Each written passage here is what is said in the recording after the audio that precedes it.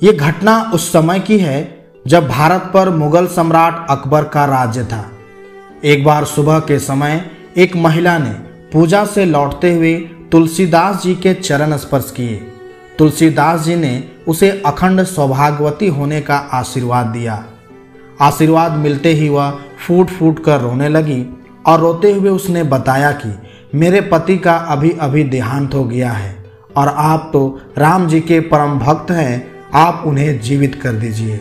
इस बात का पता लगने पर भी तुलसीदास जी तनिक भी विचलित ना हुए और वे अपने आशीर्वाद को लेकर पूरी तरह से आश्वस्त थे, क्योंकि उन्हें इस बात का ज्ञान भली भांति था कि भगवान राम बिगड़ी बात संभाल लेंगे और उनका आशीर्वाद खाली नहीं जाएगा। उन्होंने उस स्त्री सहित वहां उपस्थित सभी को राम नाम का जप करने को कहा।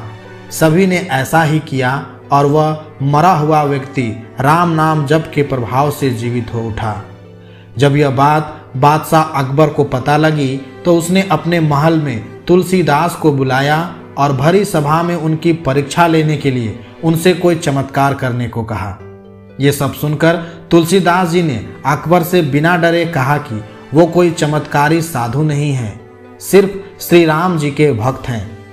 अकबर इतना सुनते ही क्रोध में आ गया और उसने उसी समय सिपाहियों से कहकर तुलसीदास जी को लोहे की जंजीरों से बंधवा दिया। तुलसीदास जी ने तनिक भी प्रतिक्रिया नहीं दी और राम का नाम जपते हुए कारागार में चले गए।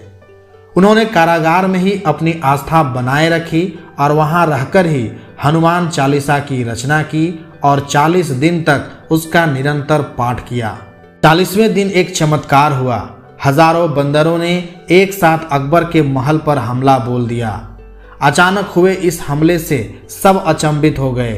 अकबर एक समझदार बादशाह था, इसलिए उसे कारण समझते देर न लगी और अब उसे भक्ति की महिमा समझ में आ गई। उसने उसी क्षण तुलसीदास जी से क्षमा मांगकर कारागार से मुक्त किया और आदर सहित उन्हें विदा किया। इतना ही नहीं, अकबर ने उस दिन के बाद तुलसीदास जी से जीवन भर मित्रता निभाई। मान्यता है कि हनुमान जी ने तुलसीदास जी को आशीर्वाद दिया कि जो भक्त कलयुग में श्रद्धा भक्ति से इस पाठ को करेंगे उनके सारे कष्ट दूर हो जाएंगे। जय श्री राम।